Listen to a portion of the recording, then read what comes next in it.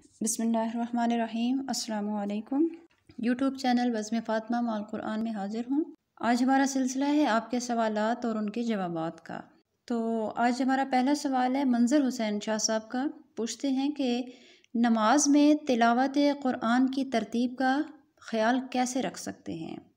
مثال کے طور پر اگر پہلی رکعت میں سورہ فیل پڑھی ہے تو دوسری رکعت میں سورہ معاون پڑھ سکتے ہیں کہ نہیں؟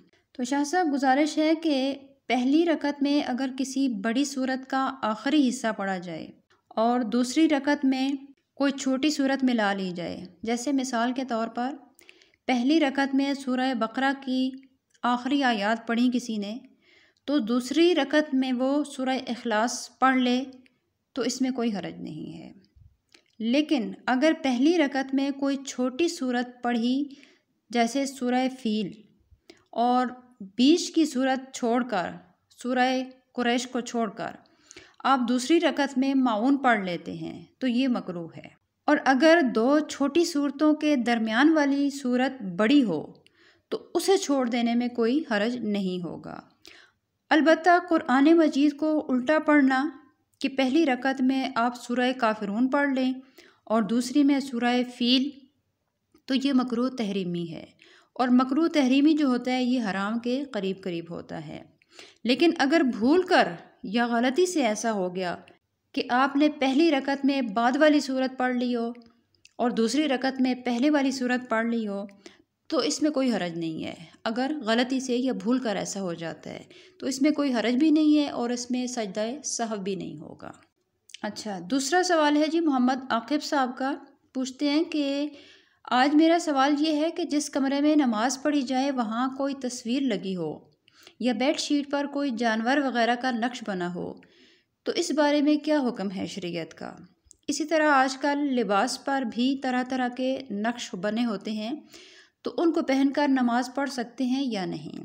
تو آپ کے لیے گزارش ہے کہ جس کمرے میں دائیں یا بائیں، سامنے یا پیچھے، اوپر یا نیچے، کسی بھی جانب کسی جاندار کی تصویر ہو تو وہاں پہ نماز پڑھنا جائز نہیں ہے۔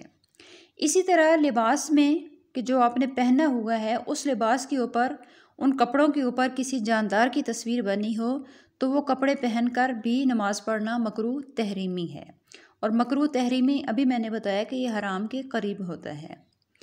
اور ایسی ہی جاندار چیزوں کی تصاویر والے کپڑے جو ہیں وہ بغیر نماز کے پہننا بھی منع ہے۔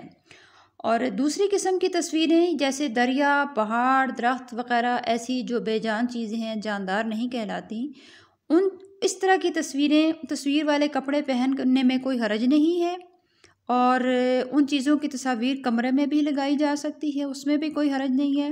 البتہ جاندار کی چھوٹی تصویر کہ اگر اسے زمین پہ رکھ کے آپ کھڑے ہو جائیں اور اسے دیکھیں تو آپ کو اس کے پورے اعضاء دکھائی نہ دیتے ہوں تو ایسی تصویر سے بھی نماز میں کوئی خلل واقع نہیں ہوتا۔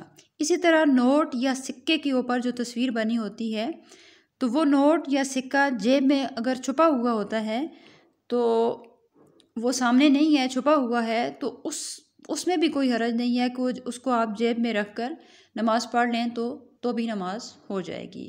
امید ہے کہ آپ کو آپ کے سوالوں کے جوابات مل گئے ہوں گے۔ اگر کسی اور صاحب یا صاحبہ کے ذہن میں کوئی فقہی مسئلہ یا سوال ہے تو آپ بھی کمنٹ میں سوال لکھیے، انشاءاللہ تعالی آپ کو قرآن و سنت کی روشنی میں اس کا جواب دیا جائے گا۔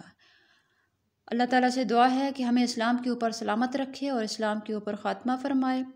اپنی دعاؤں میں یاد رکھیے گا۔ السلام علیکم ورحمۃ اللہ وبرکاتہ۔